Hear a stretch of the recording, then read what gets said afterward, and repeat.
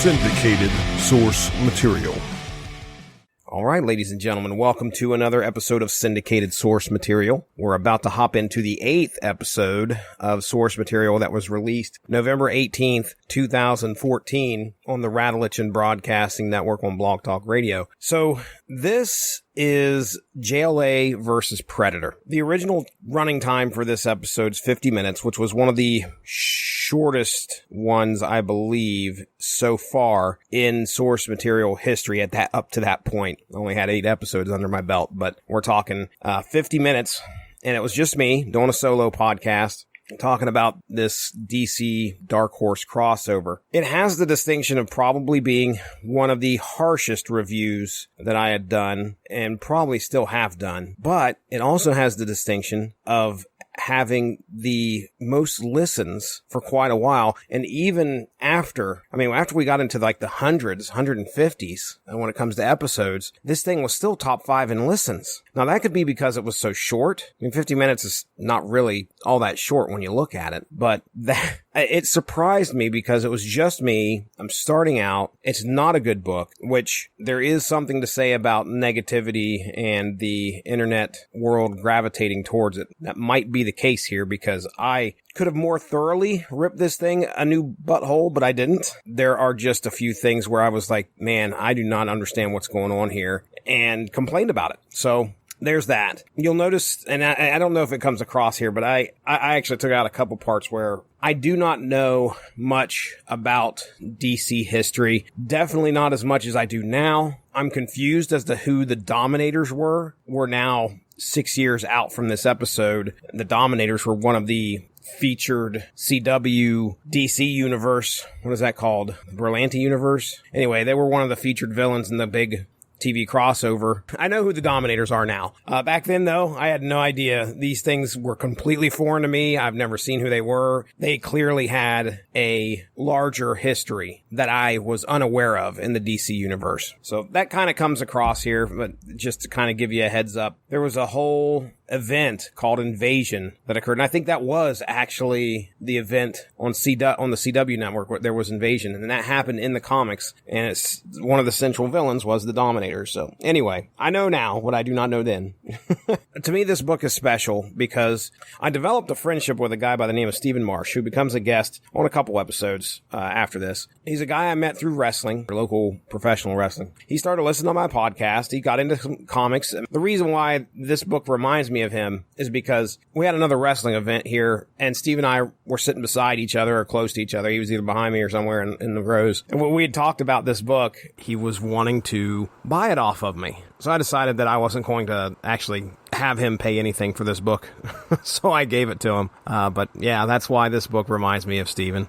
So anyway, let's just get into it here. Ladies and gentlemen, it is time for the JLA versus Predator. Hello, faithful listener, and welcome to another episode of Source Material. I'm your host, Jesse Starcher, and I'm going to take you on a journey. This episode, we're going to focus on a quick little one-shot put out by DC and Dark Horse called JLA versus Predator. This is probably going to be one of those books where I'm reading it for you, you'll never read it. Or maybe you already have read it and wished you haven't, because this is not a good book.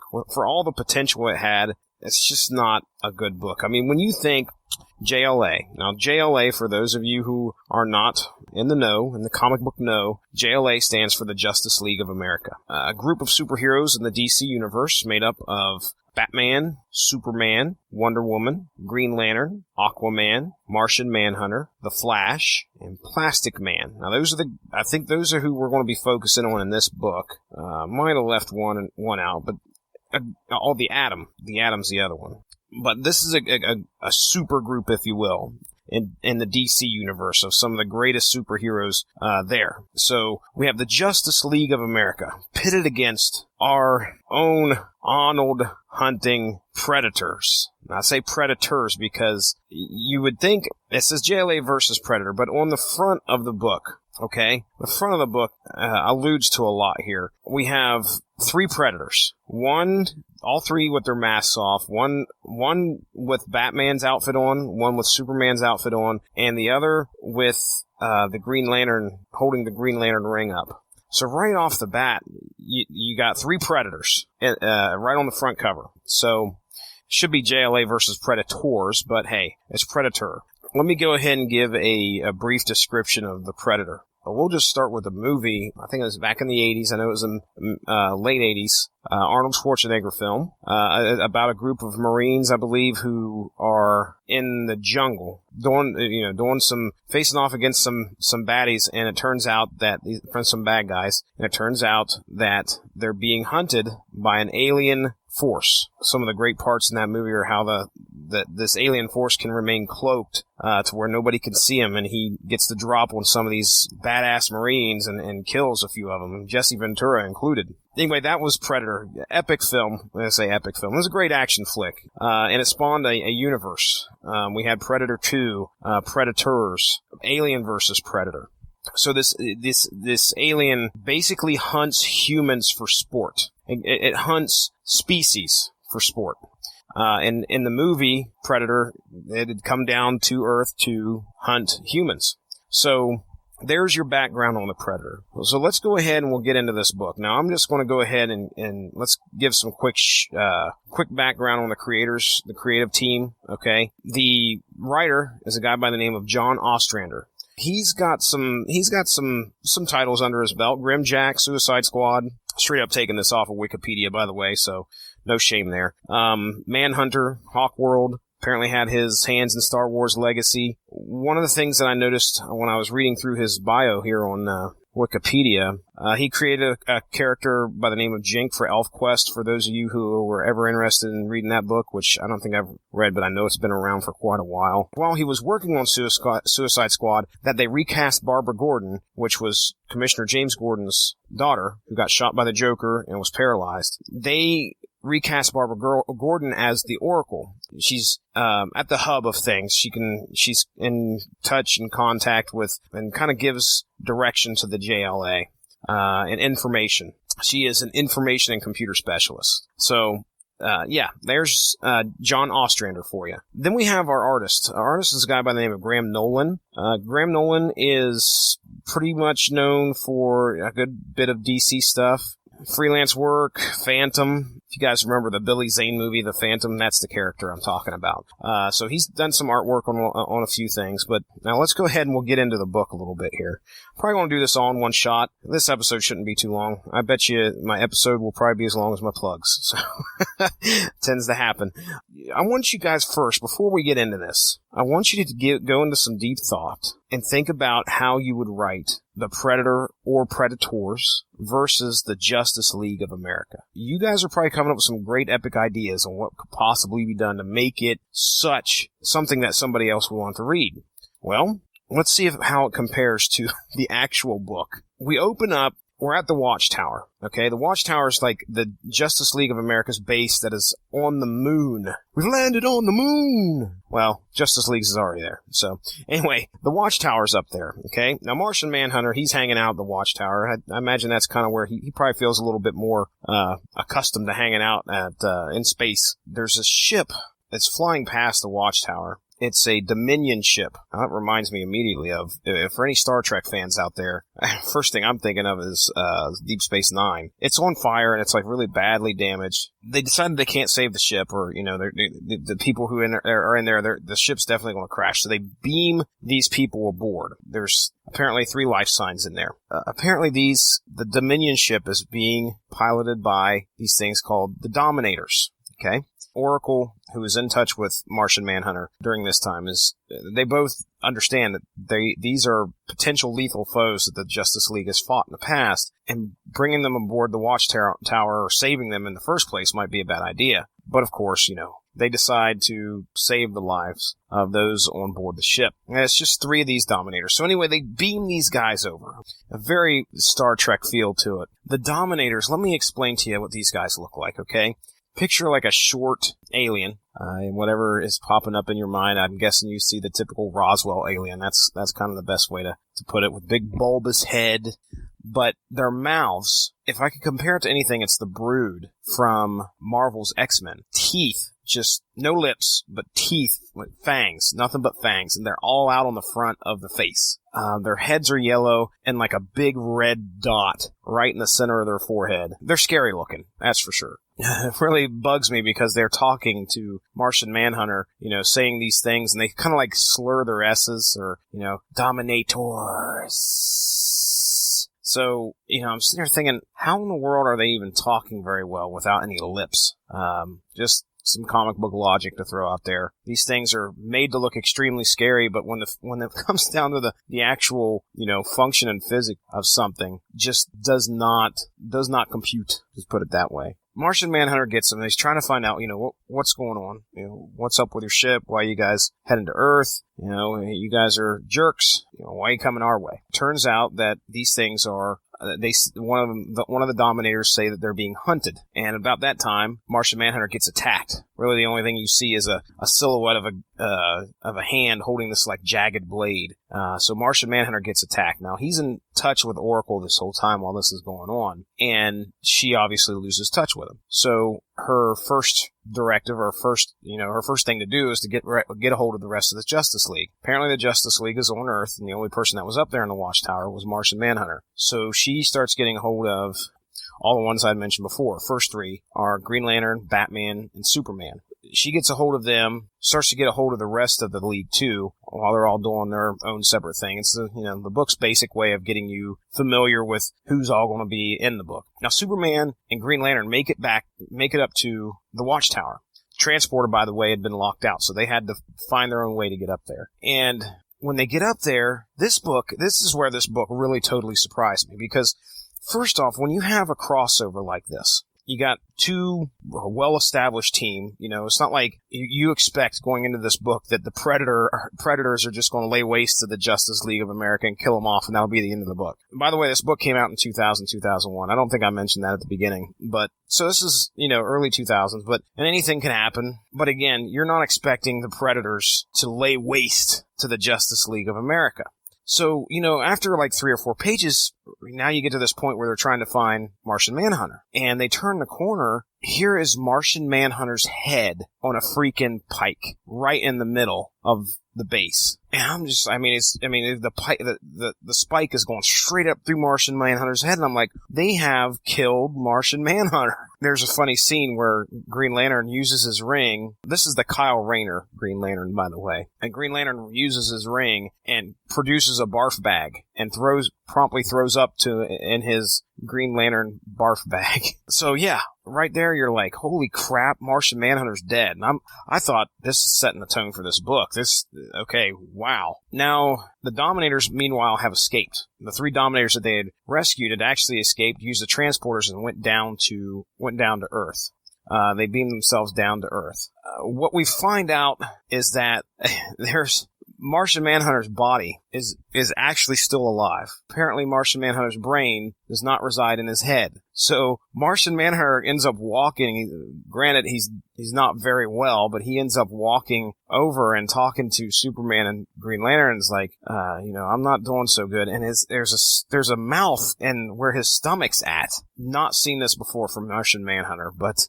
Anyway, he's like, could you please just attach my head back onto my body? And he ends up laying down in like the medical room, and they attach his head back to his body, and all is good. So right there's your answer. It's a great, they use that for shock value, but if Martian Manhunter's alive, and can go through something like that, I don't know how much the rest of this book is going to fare. It's just weird, just weird seeing Martian Manhunter talking with his mouth and his stomach. It's just really off. What the JLA is now going to try and do is they're trying to figure out who attacked Martian Manhunter. Martian Manhunter has no idea. Their first idea is like, well, let's get the Dominators together. Let's go find them. They're on Earth. They're not supposed to be on Earth, and we don't trust them anyway, but they might have the answers to what is going on and why they were being hunted in the first place. So the Justice League decides they're going to split into 3 teams because the Dominators are in 3 different areas on Earth. The first team is made up by Wonder Woman, Plastic Man, and Aquaman, and they head to Venice. So as they're heading there to try and find that one of the first Dominator, they end up getting attacked. Aquaman ends up getting attacked underwater.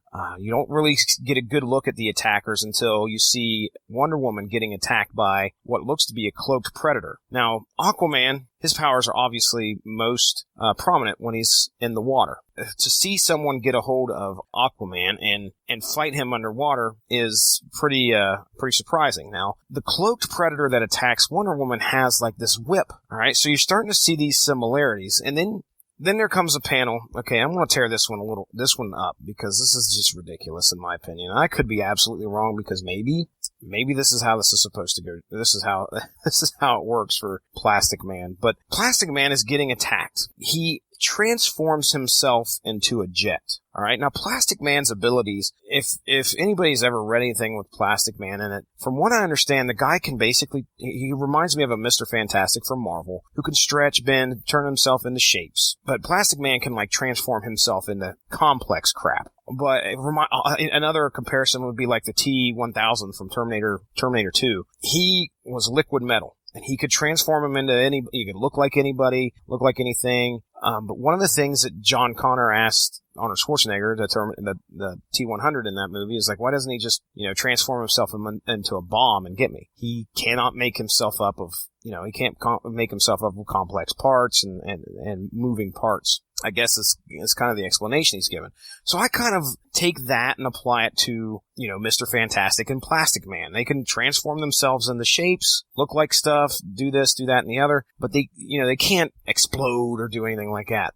Plastic Man turns into a jet, and is flying around. Now, mind you, guy who's writing this, John, I would have loved to have seen the script that he gave Mr. Nolan, saying, hey, Plastic Man transforms himself into some type of flying machine. I really hope that that's what he said. And maybe Mr. Nolan misinterpreted, and they just never had a chance to fix it.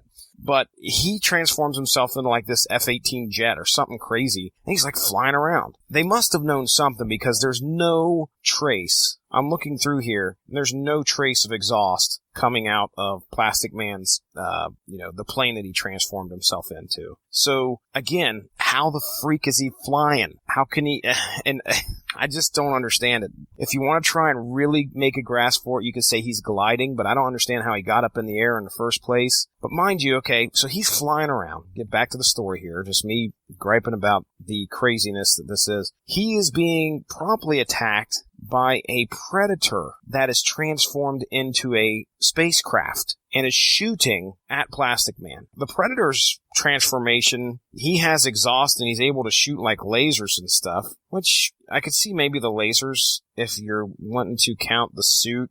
I'm trying to forgive this book as much as possible here, but you could maybe see him when he transforms, he could put the lasers on the wings, but the jet propulsion that's coming out of the back, I'm afraid not, okay? So, moving past that, okay, what we have now, just a brief recap, is we have 3 predators that have attacked 3 different JLA members. Their powers of these predators are awful similar to the Justice League of America. We then cut to the second team, which is Flash, Atom, and Green Lantern. Most of you are probably familiar who the Flash is. The Flash can run at super speed. Green Lantern wields the Green Lantern ring, is able to make constructs out of willpower. Constructs. Did I say constructs? Constructs out of willpower. The Atom, his power set is he can shrink. Make sure they call him the Atom in here. I'm pretty sure they do. But he can shrink, is able to change height and weight from normal to submicroscopic. These 3 guys are down in the Amazon, and apparently that's where another Dominator went to. They all 3 of those end up getting attacked. They find the Dominator, by the way, and so did the first team. The first team found the Dominator alien, and have wrapped him up and are retreating, trying to get away from these enhanced predators. The same thing happens down in the Amazon. All 3 of these guys end up getting attacked by predators that have a power set very similar to theirs.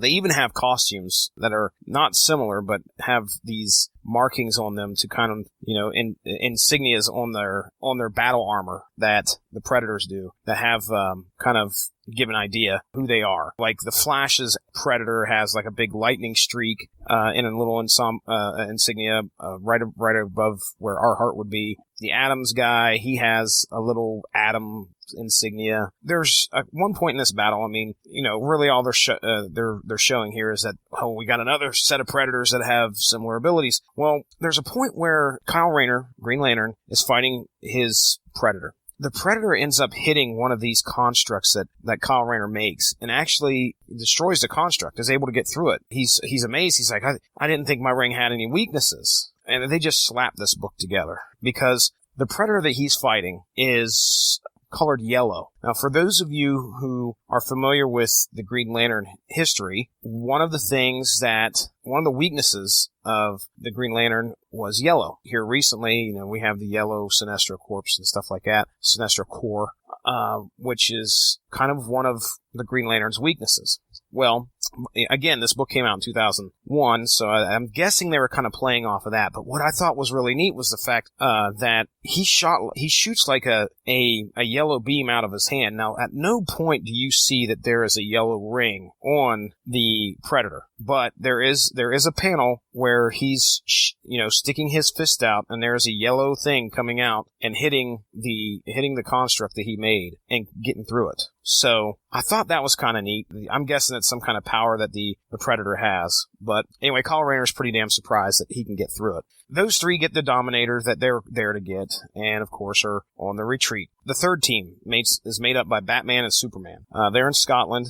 They find the Dominator that's hiding there, and of course are immediately attacked by two Predators that are very similar in their power set. Although I'm guessing Predator number one, or Batman's Predator, probably is just like your regular old Predator because Batman has no superpowers. Superman's Predator looks he's pretty powerful and pretty tough. And he looks pretty badass with the cape. Has a big S insignia right over his heart. He looks pretty badass. So they kind of go at it and have a battle. And just as Batman's kind of got his head turned the other way, there's a Predator. His Predator is like laying or standing right above him and is about to attack. Batman has no idea. And just then, boom, they're all zapped. Every single member of the JLA is zapped back up to the Watchtower. Beamed up, if you will. So now we've got the JLA up on the Watchtower, and we have all three Dominators are up there also. Well, now it's time to grill the Dominators, and find out what the hell is going on here. What we find out is that the Dominators have been beaten by the Justice League before.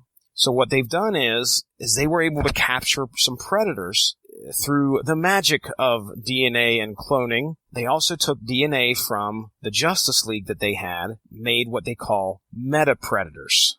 Each of these Predators had similar powers, such as compared to the Justice League. But I guess what had happened is these Predators obviously escaped from their creators, or were able to break free from their creators and they went on a killing spree and killed off a good portion of the lab that they were in. Plus, the whole purpose of them coming down there was to ask for Justice League's protection. That's according to the Dominators. So now we have the whole reason why they're there. And lo and behold, what do you know? Guess who shows up on the Watchtower? But the Justice League of Predators.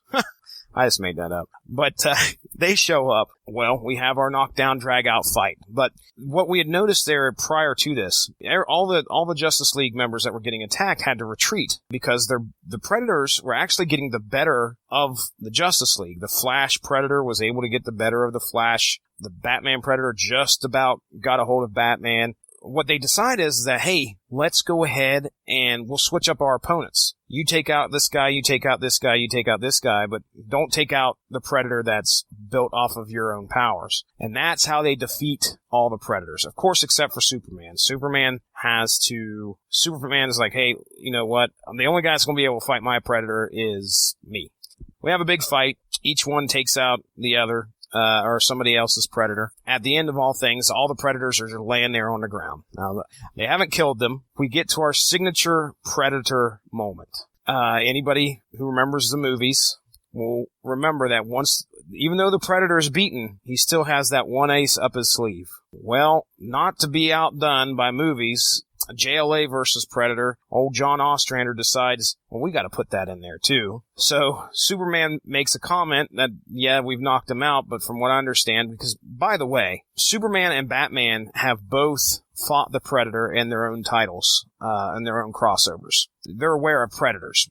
There is a Batman versus Predator. There's a Superman versus Predator. Superman's already kind of wary the fact that they're laying on the ground. He goes, even though they're laying on the ground, from my interactions with them, that doesn't mean they're out. And then, of course, one of the Predators looks up and hits some kind of a button on their suit and blows a hole. And there's an explosion, blows a big hole into in the watchtower. Remember, the watchtower's up there on the moon, so there's a vacuum of space. So as soon as this explosion happens, a bunch of decompression starts to occur, and all the Predators start flying out into space. Well, our JLA is not going to be beat by the fact that there's a vacuum, so Kyle Rayner creates a plug. When I say a plug, I'm talking about the plug that you would put in your bathtub and covers the hole.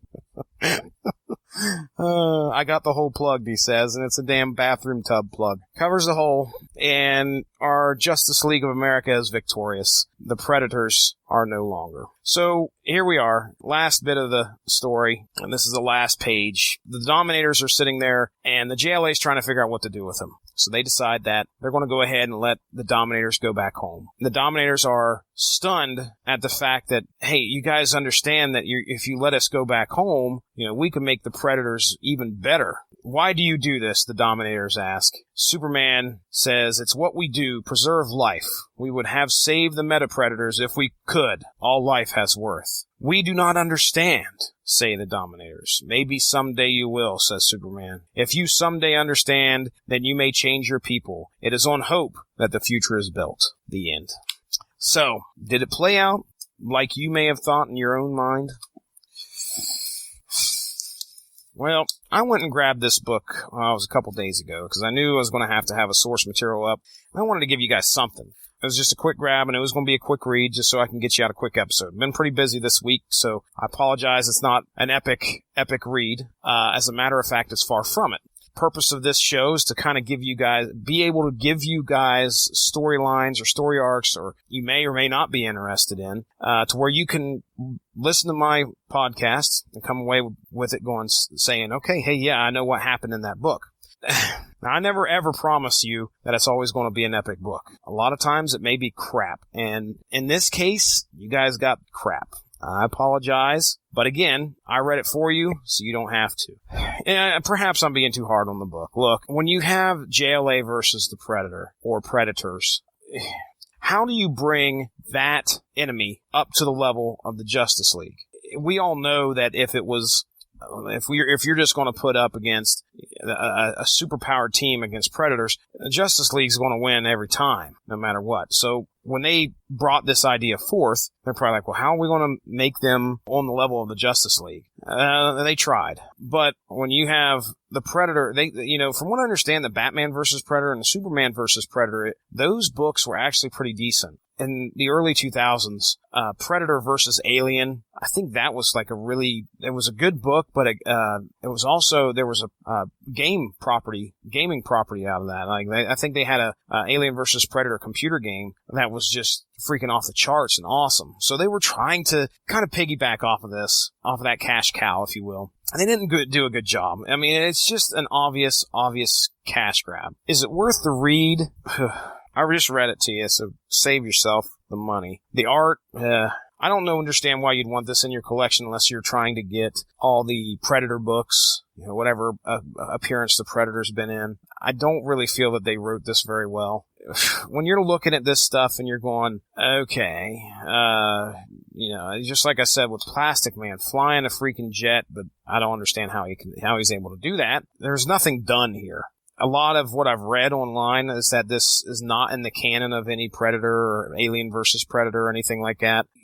This is one of those books where you look at the cover and you're like, oh, okay, that might be alright, but nothing big's going to happen. Unfortunately, when you have company-wide crossovers, that's a lot of times what happens, is that nothing comes of it. Nothing's going to permanently scar Kyle Rayner to where he goes back into the DCU, or you see effects of that in the DC universe. He's always troubled by the battle with the Predator that he had. None of that's going to happen. Very rarely, if at all, do you ever see that, especially with a company-wide crossover.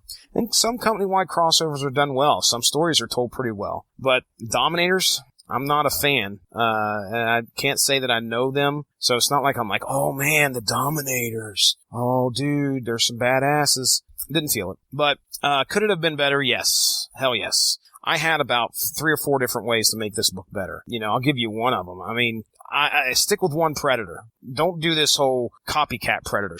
You stick with one Predator. That is signature Predator to me. This Predator starts taking these guys out. I really don't know if I could do that, though, because what I would end up having happen is maybe we could go along the lines of with like Predator versus Alien, the movie, where the Predator ends up teaming up with the humans. That would be pretty cool if the Predator ended up having to team up with the JLA for some reason.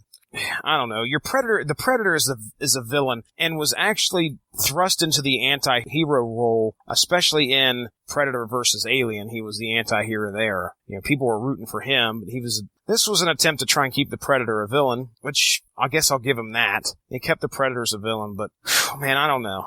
It's a short read. If you can find it for like 50 cents and you want it for your collection, pick it up. But you're only going to read this once and go, oh boy, and put it back on the shelf and just say, I'm glad I got it in the long box somewhere and I'm not going I don't need to. I'll probably, honestly, if I could sell this on eBay, I would try, but I think I'll probably give this to a friend of mine. This is the first time I read it, so I read it a couple nights ago. It was up there. I just grabbed it and said, I'll do this for source material. I've never read it, and I'm glad I did, just because I've got it out of here, or got it out of the way now. One less thing I have to do later. Thank you very much for joining us. Do not forget to subscribe to our new home by punching in W2M Network on just about any podcast platform to get all of our content into your audio feed. Also, give a like to the Radulich In Broadcasting Network and W2Mnet.com Facebook page in order to stay on top of everything that we have to offer. If you'd like to follow the Source Material Podcast on social media, just follow @SourceMatCast on Twitter, and we are on Facebook @Source Material Comics Podcast. If you enjoyed what you heard, please feel free to share. We look forward to entertaining you again soon.